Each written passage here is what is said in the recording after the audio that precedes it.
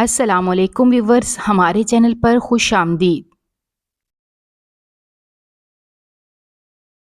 میں اپنی ماں کے ساتھ 2 کمروں کے چھوٹے سے گھر میں رہتا تھا۔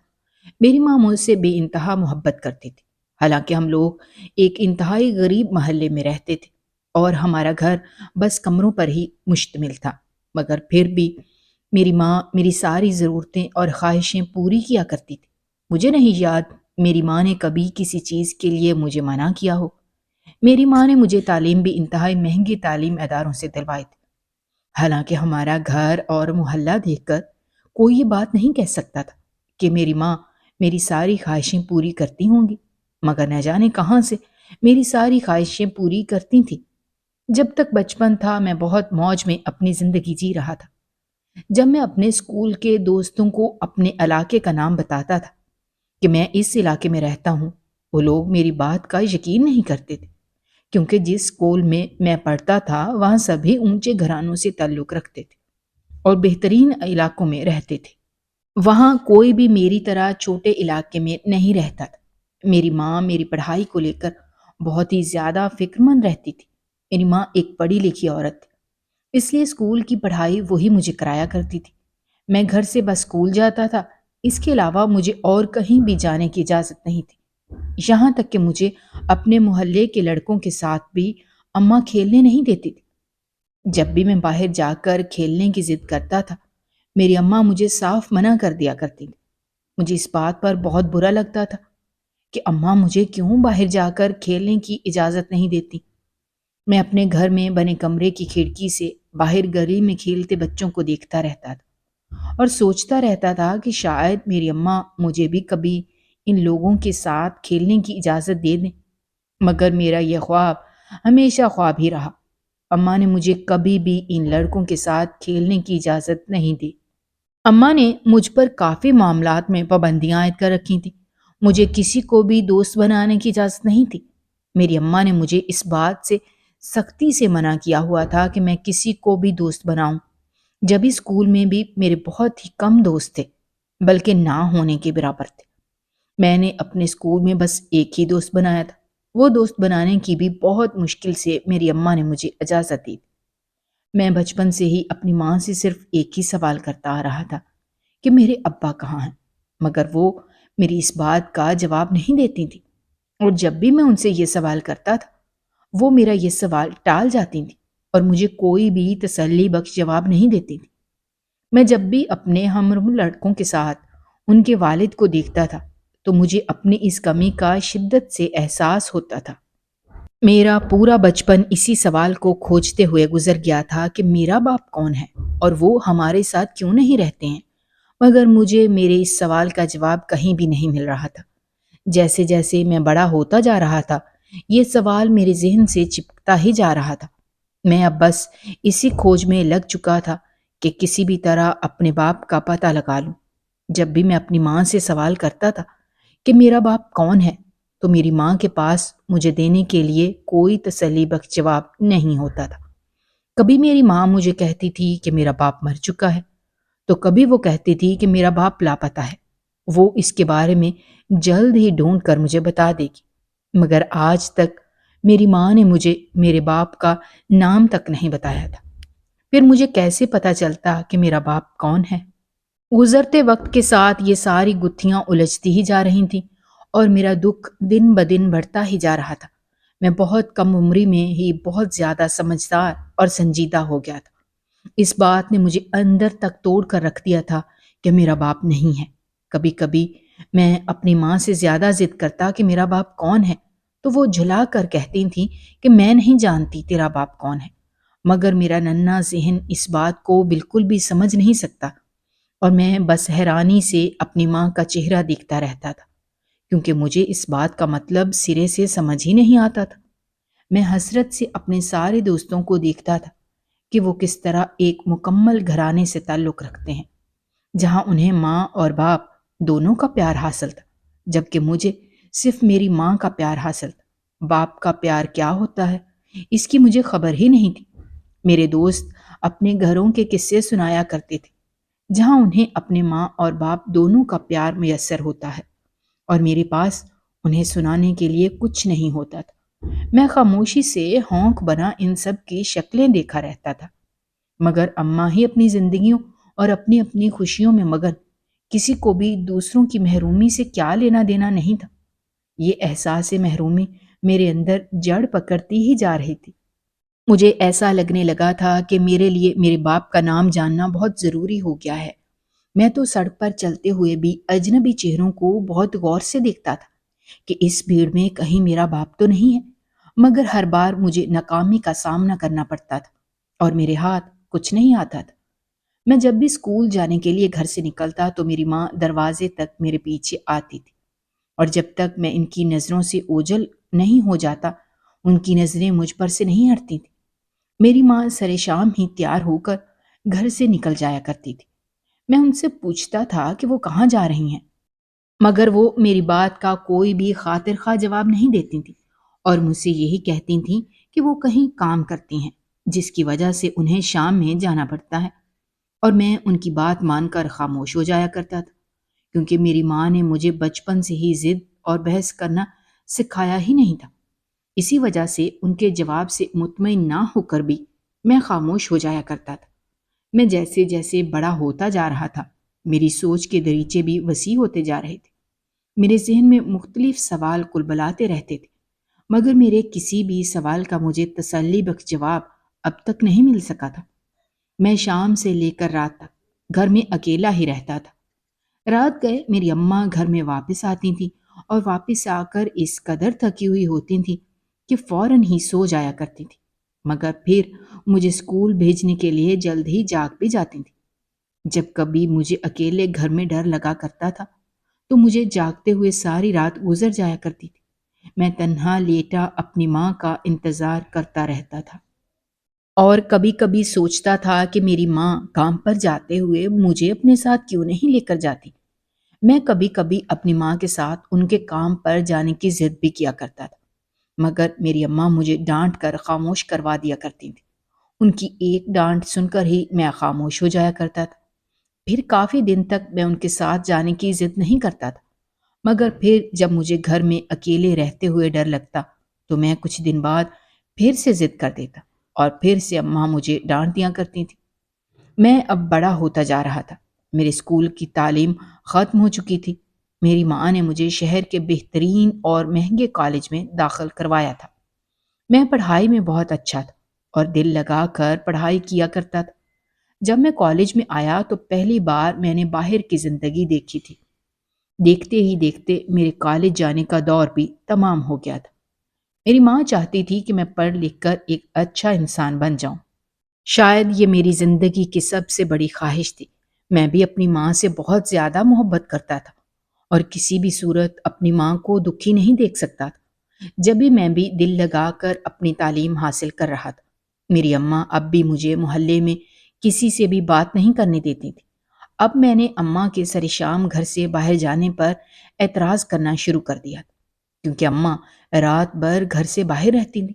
جب تک میرا بچپن تھا مجھے زمانے کا چلن سمجھ نہ آ سکا، مگر اب مجھ پر حقیقت اور سچائی کے در واہ ہوتے جا رہے تھے۔ ایک دن میں نے اماں سے کہا کہ اب انہیں باہر جا کر نوکری کرنے کی بالکل بھی ضرورت نہیں ہے۔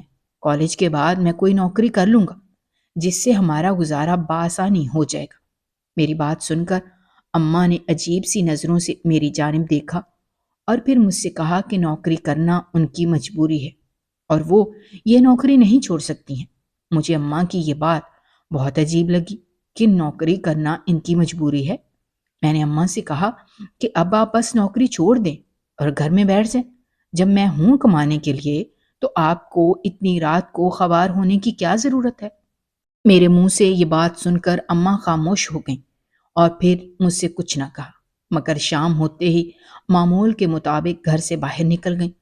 میں نے ان کے گھر سے باہر نکلنے سے پہلے کہا کہ اماں آپ آج یہ نوکری چھوڑ کر آئیں گی تاکہ کل سے آپ گھر میں سکون سے رہ سکیں، مگر میری حیرت کی انتہا اس وقت نہ رہی جب اماں میری بات سنی انسنی کر کے گھر سے نکل گئیں اور میں ان کے پیچھے کھڑے حیرت سے منہ کھولے ان کو جاتا دیکھتا رہا۔ مجھے لگ رہا تھا کہ جب یہ بات میں اماں کو بتاؤں گا کہ اب میں نوکری کروں گا اور وہ گھر میں آرام کریں گی، تو میری بات سن کر اماں بہت زیادہ خوش ہو جائیں گی اور میری ہزار بلائیں لیں گی۔ مگر یہاں تو اماں میری اس بات کو سرے سے مان ہی نہیں رہی تھی۔ مجھے اماں کا یہ رویہ سوچوں کے گرداب میں الجھاتا ہی جا رہا تھا۔ میں اس رات جانے کتنی ہی دیر تک اس بارے میں سوچتا رہا اور اس بات کی کھوج لگاتا رہا کہ ایسی کون سی نوکری ہے جو بس رات کو ہی ہوتی ہے۔ میں نے جب سے ہوش سنبھالا تھا، میں نے روز بلا ناگا اماں کو کام پر جاتے ہوئے دیکھا تھا۔ ایسا کوئی بھی دن میری یادداشت میں محفوظ نہیں تھا جس رات اماں گھر پر رہی ہوں اور میں نے وہ رات سکون سے گزاری ہو۔ بچپن سے لے کر آج تک میری ہر رات بے چینی اور اضطراب میں گزری تھی۔ مجھے آج تک ایک رات بھی سکون کی نیند نصیب نہیں ہوئی تھی۔ میرے ذہن میں مختلف طرح کی سوچیں آتی جا رہی تھیں جن سے پیچھا چھڑانا میرے بس کی بات بالکل بھی نہیں تھی۔ کافی دن تک میں اپنی اماں سے اس بات پر بحث کرتا رہا کہ وہ کام پر جانا کیوں نہیں چھوڑ دیتی ہیں، مگر اماں میری بات نہیں سن رہی تھی اور انہوں نے کام چھوڑنے سے صاف انکار کر دیا تھا۔ مجھے اب اماں پر غصہ آنے لگا تھا، اور جو میں اماں کو کام چھوڑنے کے لیے کہہ رہا تھا اس کے پیچھے بھی بہت اہم وجہ تھی۔ کبھی میرے اندر غصہ اور بے چینی بڑھتی ہی جا رہی تھی۔ اس دن جب میں کالج سے گھر واپس آ رہا تھا تو ہمارے گھر کے باہر دو آدمی کھڑے تھے اور آپس میں میری اماں کے بارے میں ہی بات کر رہے تھے۔ ان سے ایک آدمی کہہ رہا تھا کہ اس عورت کا سالوں سے یہی معمول ہے، تیار ہو کر گھر سے باہر نکل جاتی ہے، خدا جانے کہاں جاتی ہے۔ تو دوسرے آدمی نے اس آدمی کو جواب دیا کہ اس عورت نے پورے محلے میں یہ بات پھیلائی ہوئی ہے کہ وہ رات کی نوکری کرتی ہے، جبھی اس کی مجبوری ہے گھر سے باہر نکلنا۔ اس آدمی کی بات سن کر دوسرا آدمی ہنسا اور آنکھ دبا کر کہا، سب جانتے ہیں راتوں کو کیا کام ہوتا ہے، اگر اتنی ہی پاک دامن اور پارسا ہے تو دن کے اجالے میں کام کیوں نہیں کرتی، اور ایسا کون سا کام ہے جو صرف رات کو ہی ہوتا ہے۔ یہ سب سن کر میری رگیں تن چکی تھیں۔ ان آدمیوں نے مجھے نہیں دیکھا تھا، ان کی پیٹھ میری جانب تھی۔ کبھی وہ لوگ بے فکری سے میری ماں کے کردار پر کیچڑ اچھالنے میں مصروف تھے۔ میرا بس نہیں چل رہا تھا کہ زمین پھٹے اور میں اس میں سما جاؤں۔ وہ لوگ میری ماں کے بارے میں واہیات باتیں کر رہے تھے اور میں وہاں خاموشی سے کھڑا سن رہا تھا۔ ان آدمیوں سے لڑنے کا حوصلہ مجھ میں بالکل بھی نہیں تھا، کیونکہ میری ماں نے شروع سے ہی مجھے دبا کر رکھا تھا۔ مجھے کبھی کسی سے لڑنا سکھایا ہی نہیں تھا، اس لیے میں وہاں بے بس سا کھڑا رہا، بلکہ میں ایک دیوار کی اوٹ لے کر چھپ چکا تھا۔ کافی دیر میں وہاں کھڑا رہا۔ جب وہ آدمی وہاں سے چلے گئے تو میں بھی فوراً سے اپنے گھر میں آ گیا اور آتے ہی اپنے دل میں یہ فیصلہ کر چکا تھا کہ میں اپنی ماں کو کام پر جانے سے منع کر دوں گا اور اب خود کما کر انہیں کھلاؤں گا۔ میں نے ایک دو جگہ اپنی نوکری کی بات بھی کر لی تھی، کیونکہ میرا تعلیمی ریکارڈ شاندار تھا، اس لیے مجھے آسانی سے نوکری مل رہی تھی۔ پیسے کم مل رہے تھے، مگر ان پیسوں میں میرا اور میری ماں کا گزارا ہو سکتا تھا۔ مگر اماں میری یہ بات مان ہی نہیں رہی تھی، انہیں بس ہر حالت میں نوکری کرنی تھی۔ میں انہیں محلے کے لوگوں کی باتیں نہیں بتا سکتا تھا کیونکہ شرم آڑے آتی تھی۔ ایک دن ایسا آیا کہ میں بھی یہ بات سوچنے پر مجبور ہو گیا کہ اس نوکری میں ایسا کیا ہے جو میری ماں نہیں چھوڑتی۔ مجھے تو یہ بھی نہیں پتا تھا کہ میری ماں کہاں نوکری کرتی ہے۔ میں نے 1000 بار اپنی ماں سے کہا تھا کہ وہ مجھے اس جگہ کا پتہ دے دے، اگر کبھی کوئی ایمرجنسی ہو جائے تو میں انہیں لینے آ سکوں، مگر وہ میری بات ایک کان سے سن کر دوسرے سے نکال دیا کرتی تھی۔ میں اس سب سے اب تنگ آ چکا تھا اور جاننا چاہتا تھا کہ میری ماں کیا کام کرتی ہے اور کہاں کام کرتی ہے، کیونکہ میں ان سب لوگوں کے منہ بند کروانا چاہتا تھا جو میری ماں کے بارے میں بکواس کیا کرتے تھے۔ اور یہی سب جاننے کے لیے میں نے ایک منصوبہ بنایا۔ میں نے سوچا کہ جب میری ماں گھر سے کام پر جانے کے لیے نکلیں گی، میں بھی ان کے پیچھے نکل کھڑا ہوں گا اور جان کر رہوں گا کہ وہ کہاں کام کرتی ہیں۔ اس لیے اگلے دن شام میں جب وہ تیار ہو کر گھر سے نکلیں تو میں بھی چھپ کر ان کے پیچھے ہی نکل گیا۔ وہ علاقے سے باہر پیدل ہی نکلی تھی اور پھر آگے جا کر وہ ایک رکشے میں بیٹھ گئی تھی۔ میں نے بھی جلدی سے ایک رکشے کو روکا اور اس رکشے میں بیٹھ کر رکشے والے سے اس رکشے کا پیچھا کرنے کو کہا جس رکشے میں میری اماں سوار تھی۔ میں دھڑکتے دل کے ساتھ اپنی اماں کا پیچھا کر رہا تھا اور ساتھ ہی ڈر بھی رہا تھا کہ اگر یہ بات میری اماں کو پتہ چل گئی کہ میں ان کا پیچھا کر رہا تھا تو وہ مجھ سے کس قدر ناراض ہوں گی۔ مگر اس وقت جانے مجھ پر کیا دھن سوار ہو گئی تھی، مجھے اس کے علاوہ کچھ اور سوجھ ہی نہیں رہا تھا۔ میں اپنی ماں کے بارے میں اپنے دل میں اٹھتے سوالوں اور خدشات کو خود سے دور کر دوں، اور اس کا واحد طریقہ بس یہی تھا کہ مجھے کسی طرح پتہ چل جائے کہ میری اماں کہاں کام کرتی ہیں۔ کچھ دیر بعد میری اماں کا رکشہ ایک انجان علاقے میں داخل ہو گیا۔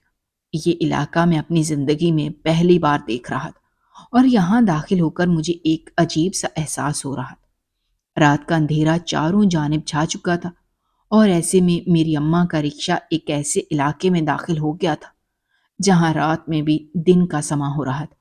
میں حیرانی سے ارد گرد کا سارا منظر دیکھ رہا تھا۔ مجھے یہ بات سمجھنے میں پل بھر نہ لگا کہ میں کس جگہ کھڑا ہوں۔ میں سوچنے لگا تھا کہ شاید میری اماں غلطی سے یہاں آ گئی ہیں، وہ کہیں اور جا رہی ہوں، مگر یہ میری خام خیالی ثابت ہوئی۔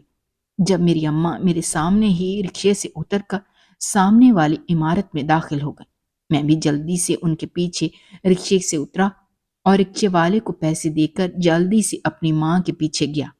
میری اماں جس قدر اطمینان اور سکون سے اس عمارت میں داخل ہوئی تھیں، اس بات نے میرے 14 طبق روشن کر دیے تھے۔ میں لپک کر اپنی اماں کے پیچھے اترا تھا۔ میں انہیں اندر جانے سے روک لینا چاہتا تھا، مگر وہ میری آنکھوں کے سامنے ہی اس عمارت کے اندر چلی گئیں۔ میں بھی پھولتی ہوئی سانسوں کے درمیان ان کے پیچھے گیا تھا۔ جب میں عمارت میں داخل ہوا تو وہ عمارت اندر سے کسی محل سے کم نہیں تھی۔ اتنی خوبصورت عمارت میں نے پہلی بار دیکھی تھی۔ میری اماں سیدھے ہاتھ کی جانب بنی ایک راہداری کی جانب مڑ گئی تھی۔ میں بھی ان کے پیچھے دوڑا۔ وہ مجھ سے کافی فاصلے پر تھیں، اور وہ تو شاید اپنے خواب و خیال میں بھی نہیں سوچ سکتی تھی کہ میں ان کے پیچھے یہاں تک آ جاؤں گا۔ وہ راہداری میں چلتی جا رہی تھی اور میرے قدم ان کے قدموں کے نشان پر تھے۔ پھر وہ الٹے ہاتھ پر بنے کمروں میں سے ایک کمرے میں چلی گئی۔ میں تقریباً دوڑتا ہوا اس جگہ پہنچا۔ ابھی میں کمرے کے دروازے کے باہر کھڑا اندر جانے کے لیے سوچ ہی رہا تھا کہ مجھے احساس ہوا کہ اندر میری اماں کے علاوہ کوئی اور بھی ہے۔ دروازہ ہلکا سا کھلا ہوا تھا۔ دروازے کی جھری سے میں نے اندر کا منظر دیکھنے کی کوشش کی تو وہ کمرہ بھی انتہائی خوبصورتی سے سجایا گیا تھا۔ کمرے کے وسط میں ایک بڑی سی مسہری رکھی تھی جس پر ایک بوڑھی خاتون بیٹھی ہوئی تھی۔ ان کے چہرے کے نقش و نگار میری اماں جیسے تھے۔ شاید وہ اپنی جوانی میں میری اماں جیسی رہی ہوں گی۔ میں مبہوت سا انہیں دیکھ رہا تھا۔ ان کے سامنے دروازے کی طرف سے پیٹھ کیے میری اماں بیٹھی ہوئی تھی۔ مجھے سمجھ نہیں آئی کہ میری اماں اس جگہ کیوں آئی ہیں اور ان کا اس عورت سے کیا رشتہ ہے۔ وہ عورت انتہائی پریشانی سے میری ماں کی طرف دیکھ رہی تھی۔ مجھے اپنی اماں کی رونے کی آواز سنائی دے رہی تھی۔ میں حیران ہوا کہ میری اماں کیوں رو رہی ہیں۔ میرا دل جیسے کسی نے مٹھی میں جکڑ لیا ہو۔ میں اپنی ماں کو روتا بالکل بھی نہیں دیکھ سکتا تھا۔ میں نے ابھی اندر جانے کے لیے قدم آگے ہی بڑھایا تھا کہ میری ماں کی آواز میرے کانوں میں پڑی، اور میں نہ چاہتے ہوئے بھی وہیں کھڑا رہا۔ میری ماں اس عورت سے روتے ہوئے کہہ رہی تھی کہ اماں، میرا بیٹا مجھ سے مسلسل نوکری چھوڑنے کی ضد کر رہا ہے۔ اب میں اسے کیسے بتاؤں کہ اس کی ماں ایک فاحشہ عورت ہے جو چاہ کر بھی اس دلدل سے باہر نہیں نکل سکتی۔ اپنی ماں کے منہ سے ان کے لیے یہ الفاظ سن کر میرے سر پر جیسے آسمان ٹوٹ پڑا تھا۔ مجھے اپنے کانوں پر یقین نہیں آیا۔ پیروں کے نیچے سے زمین کا نکلنا کیا ہوتا ہے، ان لفظوں کی مجھے صحیح معنوں میں سمجھ آئی تھی۔ میں سکتے کی کیفیت میں جہاں کھڑا تھا وہیں کھڑا رہ گیا۔ یہ سب کہہ کر میری ماں زارو قطار رو رہی تھی، یہاں تک کہ ماں کی ہچکیاں بن چکی تھیں۔ میں اپنے ارد گرد نظر دوڑائے۔ راہداری میں کھلے جھروکے سے باہر کا منظر بخوبی دیکھا جا سکتا تھا، جہاں رات ہوتے ہی دن کا سما ہو گیا تھا۔ لڑکیاں اور عورتیں دل کو لبھانے والے لباس پہن کر باہر گلی میں آ کھڑی ہوئی تھیں۔ گاہکوں کا بھی ایک رش لگ چکا تھا۔ ہر طرف پھول ہی پھول تھے اور خوشبو کا ایک جہاں آباد تھا۔ یہ سب دیکھ کر میرا پورا جسم پسینے سے تر ہو چکا تھا۔ مجھے اس بات پر یقین کرنا بے حد مشکل لگا کہ میں ایک ایسی جگہ کھڑا ہوں جہاں جسم فروشی کا کاروبار ہوتا ہے، اور میری ماں بھی اس سب میں شریک ہے۔ میں نے بھیگتی آنکھوں سے جھروکے سے نظر ہٹا کر اپنی ماں کی طرف دیکھا۔ وہ اس عورت سے کہہ رہی تھی کہ مجھے بتا اماں، اب میں کیا کروں؟ میرا بیٹا بھی بڑا ہو رہا ہے، اسے زمانے کی سمجھ آنے لگی ہے، اب وہ میرے یوں روز روز گھر سے باہر نکلنے پر احتجاج کرتا ہے۔ ابھی تک تو میں اسے سنبھال رہی ہوں، آگے کیسے سنبھالوں گی؟ میری ماں سسکیوں کے درمیان کہہ رہی تھی۔ اتنے میں اس عورت کی آواز آئی۔ اس نے میری ماں سے کہا کہ میں نے تو تجھ سے پہلے ہی کہا تھا کہ تجھے اس بچے کے باپ کا پتہ نہیں، اسے کسی کچرے کے ڈھیر پر پھینک دے، مگر تو اسے پالنے کی ضد کیے بیٹھی تھی، اب بھگت۔ اس عورت نے انتہائی نخوت سے میری ماں سے کہا۔ یہ سب سن کر میرے ارد گرد آندھیاں سی چلنے لگیں۔ میں اپنی ماں کی ناجائز اولاد تھا، اس بات نے جیسے میرے اوپر قیامت ڈھا دی تھی۔ میں نے اس وقت شدت سے تمنا کی کہ کاش مجھ پر یہ چھت گر پڑے، یا پھر میں یہیں کھڑے کھڑے ہمیشہ کی نیند سو جاؤں۔ مجھے یکدم ہی اپنی ماں سے شدید نفرت ہونے لگی۔ جس سوال کے پیچھے میں آج تک بھاگتا آیا تھا، وہ سوال تو میرے لیے تھا ہی نہیں۔ مجھے ایسا لگ رہا تھا کہ جیسے کسی نے میرا دل مٹھیوں میں جکڑ لیا تھا۔ مجھے اپنے بچپن کی وہ دعائیں یاد آئیں جب میں ہر نماز میں اللہ سے ہاتھ اٹھا کر بس یہی دعا کرتا تھا کہ مجھے بس ایک بار میرے بابا سے ملا۔ یہاں تو میری ماں ہی اس بات سے بے خبر تھی کہ میں کس کی ناجائز اولاد ہوں۔ اس حقیقت نے جیسے مجھے آسمان سے زمین پر لا پٹکا تھا۔ اب میں کبھی بھی اپنی ماں کی شکل نہیں دیکھنا چاہتا تھا، اور نہ ہی اب کوئی اور انکشاف سننے کی مجھ میں ہمت بچی تھی۔ جانے میں وہاں سے کیسے نکلا مجھے خود بھی کچھ خبر نہیں ہو سکی۔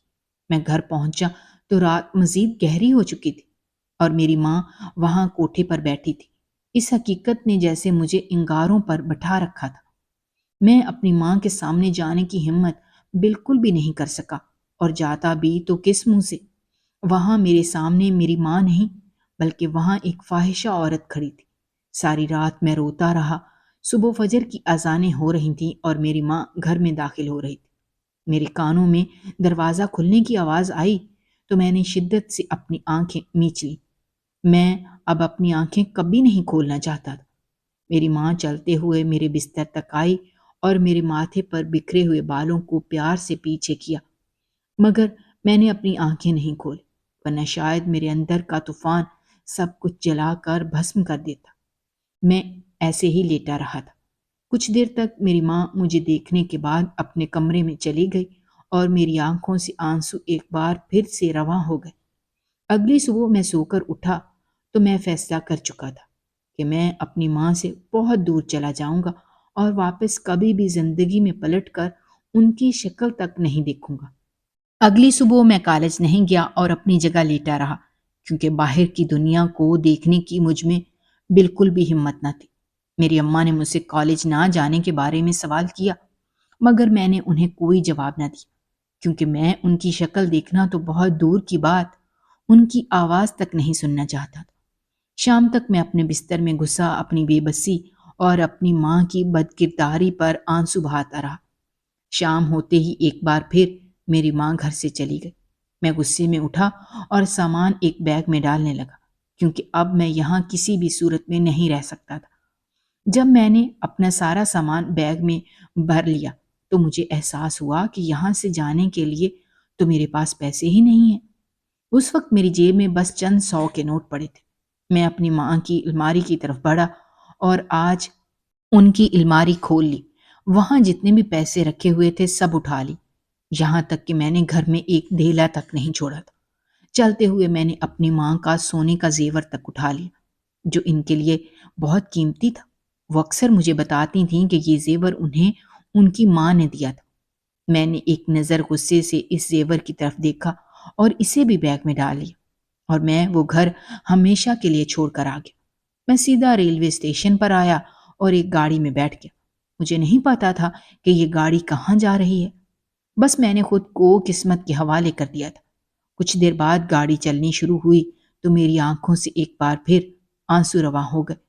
میں اس شہر سے دور جاتا جا رہا تھا، اپنی ماں سے دور جاتا جا رہا تھا، مگر میرے اندر کا طوفان کسی بھی صورت کم ہی نہیں ہو رہا تھا۔ کچھ دیر بعد ایک اسٹیشن آیا تو میں وہیں اتر گیا۔ اب میرے پاس رہنے کے لیے کوئی ٹھکانہ نہیں تھا، مگر میرے پاس اتنے پیسے موجود تھے کہ میرا گزارا بآسانی ہو سکتا تھا۔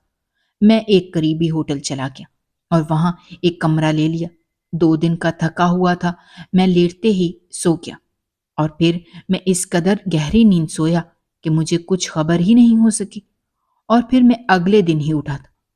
اگلے دن جب میری آنکھ کھلی تو میں غنودگی میں سوچ رہا تھا کہ اب تک مجھے کیوں نہیں اٹھایا، مگر اگلے ہی لمحے میرے ذہن میں جھماکا ہوا اور میں جھٹکے سے اپنی جگہ سے اٹھ بیٹھا اور اپنا سر پکڑ کر بیٹھ گیا۔ یہاں بھی ماں کے خیالوں نے میرا پیچھا نہیں چھوڑا تھا۔ میں اپنی ماں اور اس حقیقت سے پیچھا چھڑانا چاہتا تھا کہ میں ایک ایسی عورت کا بیٹا ہوں جسے یہ تک نہیں پتا کہ میرا باپ کون ہے۔ اس بات نے مجھے اندر تک بری طرح سے توڑ کر رکھ دیا تھا۔ میں اسی ہوٹل میں رہنے لگا تھا۔ کچھ دن تو سکون سے گزر گئے۔ یہاں میں نے دوست بنا لیے تھے۔ اب میں اپنی زندگی عیاشی میں گزارنے لگا تھا، مگر میرے دل کو کسی صورت بھی چین نہیں مل رہا تھا۔ ہر لمحے میرے دل میں میری ماں کا خیال رہتا تھا۔ ایک دن جب دل بہت گھبرایا تو میں قریبی مسجد چلا آیا اور بنا نماز پڑھے ایک کونے میں سر جھکا کر بیٹھ گیا، کیونکہ اللہ کے سامنے جانے کی بھی میں خود میں ہمت نہیں پا رہا تھا۔ میں اپنی ماں کی وجہ سے جس قدر شرمندگی محسوس کر رہا تھا، یہ بس میرا دل ہی جانتا تھا۔ عشاء کا وقت تھا، نمازی آتے جا رہے تھے اور پھر کچھ دیر بعد عشاء کی نماز ہو گئی، مگر میں ایک کونے میں سر جھکائے بیٹھا رہا۔ مسجد آہستہ آہستہ خالی ہوتی جا رہی تھی، یہاں تک کہ مسجد بالکل خالی ہو گئی۔ اب وہاں صرف میں ہی بچا تھا، مگر میرا دل وہاں سے اٹھنے کا نہیں ہو رہا تھا۔ کچھ دیر بعد وہاں کے امام صاحب میرے پاس آئے اور میرے کندھے پر ہاتھ رکھا۔ میں جو بری طرح سے اپنے خیالوں میں کھویا ہوا تھا، چونک کر ان کی جانب دیکھا۔ انہوں نے مجھ سے پوچھا کہ بیٹا، اتنی رات کو یہاں کیا کر رہے ہو؟ میں نے دیکھا کہ تم نے نماز بھی نہیں پڑھی۔ ان کے لہجے میں اس قدر حلاوت اور محبت تھی کہ میری آنکھوں سے ایک بار پھر سے آنسو جاری ہو گئے۔ شاید اب میرے صبر کا بندھن ٹوٹ چکا تھا۔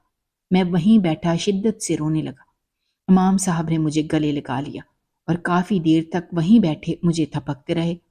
وہ مجھ سے میرے رونے کی وجہ پوچھ رہے تھے اور مجھے عرصے بعد ایک سہارا ملا تھا۔ میں نے ان کے سامنے اپنا دل کھول کر رکھ دیا۔ وہ کافی دیر تک خاموشی سے میری بات سنتے رہے۔ مجھے ایسا لگا کہ میرا دل بہت ہلکا ہو گیا ہو۔ اب میں روز ہی امام صاحب کے پاس مسجد جانے لگا۔ یوں میں نماز کا پابند ہو گیا تھا۔ ایک دن میں معمول کے مطابق مسجد گیا تو امام صاحب نے مجھے روک لیا، اور سارے نمازی جب جا چکے تو امام صاحب نے بلا تمہید مجھ سے کہا کہ وہ اپنی بیٹی کی شادی مجھ سے کرنا چاہتے ہیں۔ میں انہیں اپنی بیٹی کے لیے پسند آ گیا ہوں۔ میں امام صاحب کی بات سن کر چپ ہو گیا، کیونکہ اب تک میں نے شادی کے متعلق نہیں سوچا تھا۔ امام صاحب نے مجھے سوچنے کے لیے کچھ وقت دیا کہ میں ابھی اچھی طرح سے سوچ کر فیصلہ کر لوں۔ مجھے شادی کرنے میں کوئی قباحت محسوس نہ ہوئی۔ میں ویسے بھی باہر کا کھانا کھا کھا کر تھک چکا تھا اور اب تھوڑا سکون چاہتا تھا، اور امام صاحب کی بیٹی سے شادی کرنے کی ایک وجہ یہ بھی تھی کہ امام صاحب کی بیٹی یقیناً کردار میں بہترین ہوگی۔ میں اب ایسی کسی عورت کے چنگل میں نہیں پھنسنا چاہتا تھا جو بد کردار ہو۔ اس لیے میں نے امام صاحب کو ان کی بیٹی سے شادی کرنے کے لیے ہاں کر دی۔ چند دنوں کے اندر میرا امام صاحب کی بیٹی سے نکاح ہو گیا۔ امام صاحب نے مجھے اپنے گھر میں رہنے کے لیے جگہ دے دی، کیونکہ میں اب تک ہوٹل میں ہی رہ رہا تھا۔ ان کی بیٹی سے شادی کر کے میں امام صاحب کے گھر ہی رہنے چلا گیا تھا۔ شادی کی رات میری دلہن میرے کمرے میں بیٹھی تھی۔ جب میں کمرے میں داخل ہوا اور اپنی دلہن کی جانب دیکھا تو مجھے وہ بہت زیادہ حسین لگی تھی۔ میں دھیرے سے اس کی جانب بڑھا اور اس سے باتیں کی۔ اس سے باتیں کرتے کرتے مجھے اپنی ماں کی یاد شدت سے آنے لگی۔ یکدم ہی میرا دل ہر چیز سے اچاٹ ہو گیا اور میں سونے کے لیے لیٹ گیا۔ اب بھی مجھے سوئے کچھ دیر ہی گزری تھی کہ میں نے اپنی ماں کو اپنے خواب میں دیکھا۔ وہ مجھ سے کہہ رہی تھیں کہ آج سے تمہاری سزا شروع ہے۔ ڈر کے مارے میری آنکھ کھل گئی۔ جب میری آنکھ کھلی تو میں بری طرح سے پسینے میں شرابور تھا۔ یکدم ہی مجھے کچھ انہونی کا احساس ہوا۔ میں نے اپنے ہاتھوں کی طرف دیکھا تو میرے ہاتھ پیر بندھے ہوئے تھے۔ میں نے انہیں کھولنے کی کوشش کی مگر نہیں کھول پایا۔ میں نے ارد گرد نظریں دوڑائیں اور سامنے نظر پڑتے ہی میرے پیروں تلے سے زمین نکل گئی۔ کیونکہ سامنے میری بیوی ایک ہاتھ میں چھری لیے کھڑی تھی۔ کچھ دیر پہلے وہ جس قدر حسین لگ رہی تھی اب اتنی ہی بھیانک محسوس ہو رہی تھی۔ میں بری طرح سے چیخنے لگا۔ میری چیخوں کی آواز سن کر امام صاحب اور ان کی بیوی کمرے میں آ گئے اور اندر آتے ہی ششدر رہ گئے۔ امام صاحب نے فوراً اپنی بیٹی کو قابو میں کیا اور اسے باہر لے جا کر ایک کمرے میں بند کر دیا۔ پھر میرے بندھے ہوئے ہاتھ پیر کھولے۔ میں نے سوالیہ نظروں سے ان کی طرف دیکھا کہ یہ سب کیا ہے۔ وہ مجھ سے نظریں چرا گئے۔ پھر کچھ دیر بعد وہ بولے کہ میری بیٹی پر بہت سخت آسیب ہیں اور یہ آسیب اسی صورت میں اس کی جان چھوڑ سکتے ہیں جب میں اس کی شادی کر دوں۔ پورے خاندان میں اور محلے میں کوئی بھی لڑکا میری بیٹی سے شادی پر راضی نہیں تھا، کیونکہ سب کو ہی پتا تھا کہ اس پر آسیب ہیں۔ جب ہی اس کی شادی میں نے تم سے کر دی۔ یہ سب سن کر میں اپنا سر تھام کر رہ گیا۔ مجھے یقین نہیں آ رہا تھا کہ یہ سب کچھ میرے ساتھ ہو رہا ہے۔ مجھے یکدم ہی میری ماں یاد آئی۔ وہ میرے خواب میں آئی تھی۔ میرا دل اپنی ماں سے ملنے کے لیے بری طرح سے بے چین ہو گیا۔ میں سوچنے لگا کہ جانے وہ کس حال میں ہوں گی، مجھ سے جدا ہو کے وہ زندہ بھی ہوں گی یا نہیں۔ اس سوچ نے مجھے اندر تک جھنجھوڑ کر رکھ دیا۔ میں نے امام صاحب سے کہا کہ میں اپنی ماں سے ملنے کے لیے جانا چاہتا ہوں۔ انہوں نے مجھے اجازت دے دی، مگر انہیں لگ رہا تھا کہ میں جیسے یہاں واپس اب کبھی نہیں آؤں گا۔ مگر میں حقیقت سے کب تک بھاگ سکتا تھا۔ اسی دن میں واپس شام کی ٹرین سے اپنے شہر جانے کے لیے نکل کھڑا ہوا۔ جب میں اپنے گھر کے باہر پہنچا تو رات ہو چکی تھی۔ میں نے تلخی سے سوچا کہ میری ماں تو گھر میں ہوگی نہیں۔ اس سوچ نے جیسے میرے جسم سے روح کھینچ لی۔ میں دھڑکتے دل کے ساتھ گھر میں آ گیا۔ آج گھر میں تالا نہیں لگا تھا۔ میں اپنی ماں کے کمرے میں گیا اور دیکھا کہ میری ماں بستر پر لیٹی ہوئی ہے۔ مجھ پر نظر پڑتے ہی وہ اٹھ بیٹھے اور مجھے برسوں کی بیمار نظر آ رہی تھی۔ میرا دل انہیں دیکھ کر کٹ گیا اور میں بھاگ کر ان کے پاس گیا۔ انہوں نے مجھے گلے لگا لیا اور ایک دوسرے کے گلے لگ کر ہم دونوں بہت روئے۔ میری ماں مجھے چومتے ہوئے بار بار مجھ سے بس یہی سوال کر رہی تھی کہ میں انہیں چھوڑ کر کہاں چلا گیا تھا، اور مجھ میں آج ان کو بتانے کا حوصلہ نہیں تھا کہ میں ان کے بارے میں ساری سچائی جان چکا تھا۔ میں نے اپنی ماں سے کہا کہ وہ میرے ساتھ یہاں سے چلیں۔ اس بات پر میری ماں نے مجھ سے کوئی سوال نہیں کیا اور میرے ساتھ یہ شہر چھوڑ دیا۔ میں اپنی ماں کو لے کر امام صاحب کے گھر آ گیا۔ مجھے دیکھ کر امام صاحب کو یقین نہیں آیا کہ میں واپس آ گیا ہوں۔ یہاں آ کر میں نے ایک گھر خرید لیا۔ امام صاحب اپنی بیٹی کا علاج کروا رہے تھے۔ آخر کار ان آسیب نے اس کا پیچھا چھوڑ دیا۔